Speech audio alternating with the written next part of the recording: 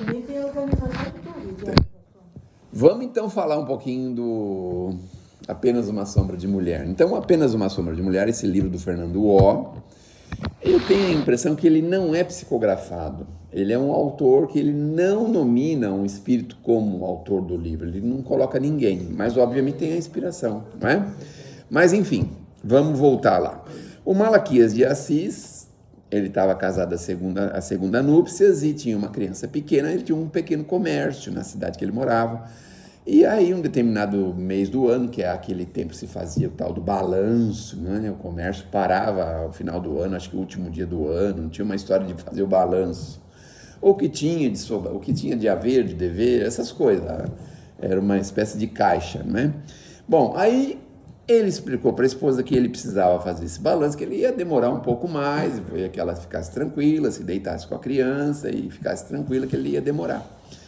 Mas ele tinha um menino do primeiro casamento, adolescente, que era um pouco atrapalhado, não é? Como vivia ali de uma forma bastante estranha, talvez não aceitasse muito a ideia da maternidade do pai, conseguir ter se casado novamente, enfim, dava um pouco de trabalho. Bom, eu sei que no meio da noite a senhora ouve um barulho dentro de casa e vai olhar lá, vai ver que estão mexendo nas coisas onde que eles guardam os haveres deles, os dinheirinhos, as coisas deles lá. E aí então ela pensa que é um ladrão que tem em casa, pega uma arma que eles tinham lá, e aí quando ela acende a luz para dar aquele susto naquela pessoa, a pessoa vem para cima dela, assim, por trás de uma cortina, vem para cima dela, assim, para agarrar ela pega e desfere um projétil, um tiro. E aí a pessoa se tranquila, fica do seu lado, aí ela vai lá, acende a luz direitinho. Quando ela olha, ela vê que é o filho do moço, filho adolescente. Naquela hora, ela ficou tão desesperada que ela pegou e deu um tiro nela mesma, cometeu suicídio. Bom, ele chega às 3 horas da manhã, vê luz acesa, janela aberta, umas confusão lá. Quando ele vê aquele quadro, ele fica desolado e socorre, pega a arma da mão da moça, põe do lado, pega a moça, põe no colo dele, faz uma carícia na cabeça dela. E nesse inteirinho chega a polícia. E aí quem matou os dois? Então, essa foi a primeira armadilha que ele entrou, porque ele, de uma certa forma, queria se desvincular do Sindicato das Trevas, né? Mas, obviamente, a gente tem compromissos, olha só, e ele não permite que a gente se desvincule. Muito bem, vamos em frente. Na cadeia, conheceu a doutrina, se tornou médium, ele era querido tanto pelos presos como pelos funcionários, uma pessoa muito, muito, muito querida. Aí foi chegando o período dele, foi tomar a criança dele, isolaram ele da família, ele ficou totalmente sozinho, porque o pessoal foi condenado, né? Se ele foi condenado, obviamente ele praticou o crime, não é? Ninguém vai imaginar que houve um erro judiciário, né? Imagina assim, foi condenado e está preso, então... Aí ele sai, mas aí ele sai com muito pesar, tanto da diretoria da casa como dos presos, porque eles estavam muito acostumados com ele, muitos anos, tudo, né? Então ele sai, vai numa praça, leva lá umas comidinhas que ele tinha lá, uns pães, umas coisas que ele deram para ele sair, tinha um pouquinho de dinheiro, que era um tal do pecúlio, que eles fazem algum trabalhinho, uma coisinha ou outra, né? E aí na praça ele está ali sentado, esperando, olhando de um lado para o outro, jogando uns pedacinhos de pão lá para os pombos, né? E nisso tem um rapaz que vem, senta um pouquinho lá, tá esperando alguém, e aí acaba puxando conversa, que ele era bom de conversa, de papo, né? E o rapaz se simpatiza muito com ele. Aí ele fala, não, mas eu não tenho, então o senhor vai para sua casa? Vou para mim, não, é que ainda, eu não sei ainda para onde que eu devo ir. Aí ele acabou se abrindo com o rapaz, que ele tinha saído da prisão, tinha ficado todos esses anos, tal. O rapaz se solidarizou e falou, olha, eu faço faculdade aqui na cidade,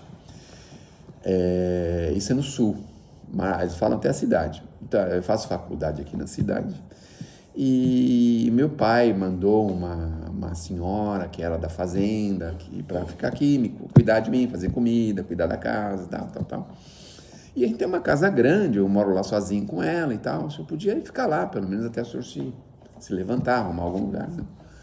Aí ele relutou muito, o moço insistiu demais, ele acabou aceitando e foi. Bom, encurtando a história,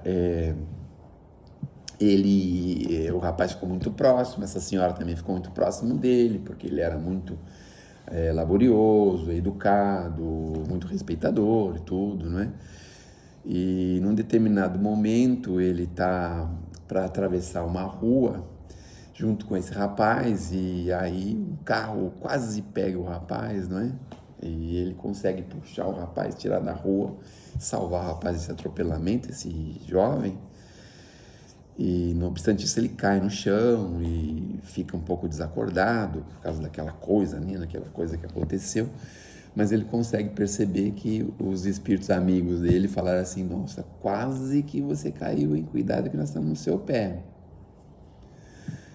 Bom, aí o rapaz terminou a faculdade, depois de uns anos, convida ele para ir para a fazenda do pai, dizendo assim: você trabalha na fazenda do meu pai, eu vou ficar lá na cidade da fazenda, vou ter o meu consultório médico lá, e você trabalha lá, eu vou me casar, vou morar na fazenda, e a fazenda é muito grande, tem muito lugar para você ficar, muita coisa para você trabalhar. Ele reluta, até que eles conseguem levá-lo, ele vai para lá, né? Só que quando ele chega lá pela mediunidade, ele percebe alguma coisa estranha.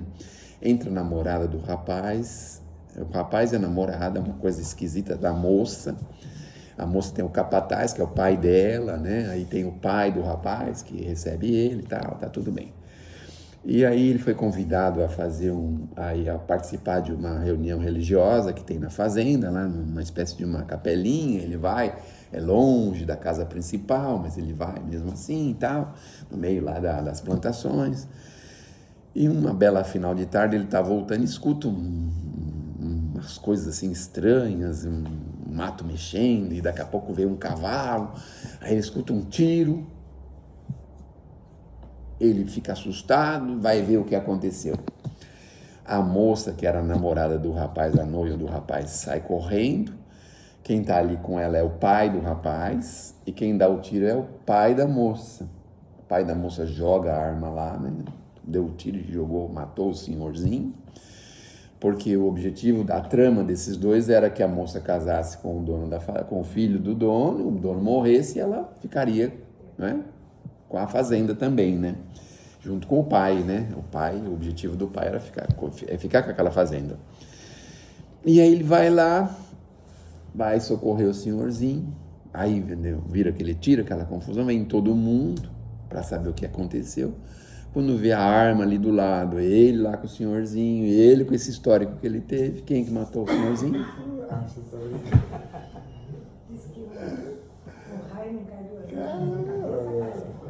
Foi para a prisão novamente. E o resto da história eu vou deixar para vocês, porque senão eu vou contar o livro todo, né? Não é? Não tá bom assim? Tem que terminar? Como chama o livro, né? Apenas uma sombra de mulher. Se não achar, não acha. Dá para achar, tem alguma... esses sebos, esses lugares assim, tem. Eu acho que a federação deve até ter também. Eu tenho alguns desses exemplares, né? Porque esse exemplar tem uma história interessante. Eu faço visita na penitenciária, na época masculina, da década de 80 para cá, e tinha um rapaz lá chamado Patolinha. Um negro que era como é que eu posso dizer assim, o problema da cadeia, porque ele era problemático, arrumava confusão com todo mundo, brigava com todo mundo, era uma confusão, eles falam em termo técnico popular, a zica da cadeia. E um dia nas visitas, ele passou a se frequentar a reunião espírita, e um dia ele falou para mim, sabe, Sérgio, depois que eu li Apenas uma Sombra de Mulher, eu percebi que eu estou aqui, mas eu estou aqui por algum motivo. Porque o cara ficou preso 2 vezes, a primeira vez ficou 30 anos, depois mais um pouco, e não devia nada. Olha só. Bom, quando o moço foi pego, bateram nele, o rapaz falou assim, mas por que você fez isso? Eu acolhi você, eu fiz tudo por você. Por que você foi matar o meu pai? Por que você foi fazer isso e aquilo? Mas ele não falou uma palavra sobre o que ele tinha visto com a moça, né? Entenderam? Não falou uma palavra. Ele sofreu sozinho, foi para a cadeia. Só que assim, para ele resolver essa questão, foi resolvida porque o diretor da cadeia tinha uma afinidade com ele nos últimos anos, porque o diretor era o filho dele, Olha só. o diretor da cadeia. E ele não sabia, nem o menino, nem ele sabia que era o filho, né? Porque ele foi deserdado, né? Da família, deve ter tirado o nome, essas confusões aí. E aí ele voltou para a mesma cadeia. E aí o mesmo diretor estava lá na cadeia e entendeu, meu Deus, mas como que pode? Não é? E quando ele estava sendo agredido lá, vivendo aquele drama terrível, ele via as entidades dando risada dele, porque ele tinha caído mais uma armadilha. Olha só. Olha que coisa, né? Então, aí existe um momento de esclarecimento disso tudo, né? Porque ele não fica 30 anos na segunda cadeia, ele já tinha, sei lá, 60 e poucos anos talvez, um pouco mais, quase 70 anos. Então ele morre nessa segunda cadeia, mas aí existe um esclarecimento que eles fazem, né, a respeito das ocorrências, e aí as pessoas se arrependem, aquelas coisas todas, né? E mais ou menos o livro termina desse jeito. Mas esse Patolinha estava explicando que ele leu esse livro e esse livro conseguiu resgatar ele daquilo que ele vivia. Por quê? Ele não tinha esperança em nada, porque ele falou para mim que tinha nascido na cadeia e que ia morrer na cadeia. Por quê? Quando ele nasceu, na época, a mãe abandonou, o pai abandonou ele, então ele foi para FEBEM, acho que era a FEBEM que acolhia, né, os menores, que não tinha pai nem mãe, né? Aí aos 18 anos ele saiu da FEBEM, só que ele ficou uns 6 meses na rua, cometeu um crime e foi para a cadeia. Aí ele ficou, primeiro período, acho que 5 anos, saiu na rua mais uns 6 meses, 1 ano, voltou para a cadeia novamente. Então ele tinha ficado a vida inteira dele preso, praticamente. Ele tinha uma irmã, a irmã visitava ele de vez em quando, mas ele não se dava com a irmã, porque ele achava que a irmã passava a perna nele, aquelas coisas, né? Mas aí ele falou assim, esse livro que me fez entender um pouquinho da minha vida, das minhas coisas. E ele morreu realmente na cadeia. Ele era um corintiano roxo e o pessoal mexia com ele. Teve um dia que o Corinthians perdeu, não sei se foi um campeonato, não sei o que foi, e o pessoal começou a gritar, vociferar, e ele ficou tão nervoso, mas tão nervoso, que ele teve, acho que um infarto, alguma coisa assim no coração, um infarto, e morreu. Bom, interessante que as meninas que vivem hoje na mesma cadeia, quando eu escuto elas falarem, que eu tô com muito medo, eu vejo um negão da boia, eu tenho um negão da boia, que ele passa raspando a chave nas celas, assim, sabe? Porque as celas têm umas gradinhas, né? Plec, plec, plec, plec, plec, plec, plec, no meio da noite. Eu falei, eu conheço o negão da boia, eu conheci ele não vai te fazer mal nenhum, não. Conversa com ele. Porque ele fazia esse trabalho de entregar comida, né? Então ele continua preso, continua lá ainda, né? Mas, enfim, por que esse livro salvou a vida dele? Aí ele contou a história, por que o livro salvou a vida dele. Por quê? Ele tinha ganho uma calça nova de aniversário da irmã, e aí teve um outro preso que falou assim, olha, eu vou receber a família, e eu não tenho uma roupa para receber a família, você não pode emprestar a calça? Ele emprestou a calça pro moço, né? Falou, em outro tempo eu nem faria nada, mas depois que eu li o livro, eu falei, não, eu vou emprestar para ele, né? Tudo bem. Aí passou um dia, passou a visita, acho que era domingo, se eu não me engano, passou a visita, terça, quarta, quinta, sexta. Aí foi mandou chamar o moço, né? Mandou chamar o moço foi lá, assim, meio esquisito, parecia que ele estava com, assim, doença de sanguído. Sabe a doença de sanguído? Foi tremendo, assim. Foi tremendo falar com ele. Cadê minha calça?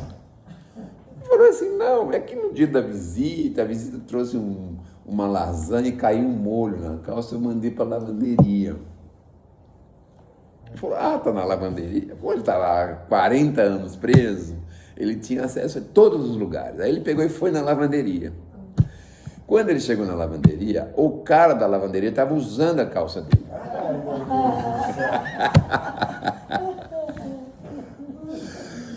Aí ele falou pro cara assim, olha, onde você arruma essa calça? Ele falou assim, eu comprei do fulano de tal. Aí ele falou assim, é que essa calça é minha. O moço tirou a calça na mesma hora e entregou para ele a calça. Aí eu falei, e aí, Patolinha, o que aconteceu? Ele falou, olha, quando eu cheguei na minha cela, mas eu estava com tanto ódio, tanta raiva, mas eu fiquei pensando naquele livro, sabe aquele livro, Apenas uma Sombra de Mulher? Eu falei, mesmo, o que você fez então, Patolinha? Eu falei, eu chamei ele aqui. Ele veio meio que daquele jeito, né? Eu falei assim, sabe o que está salvando a sua vida?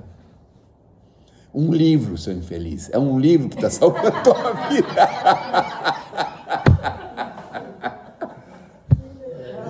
Na linguagem da cadeia, que não é essa aqui, né? Mas o que está salvando a tua vida é um livro. Sabe por quê? Porque depois que eu li esse livro, ele começou a falar, o moço não conseguia falar nada, absolutamente nada, né?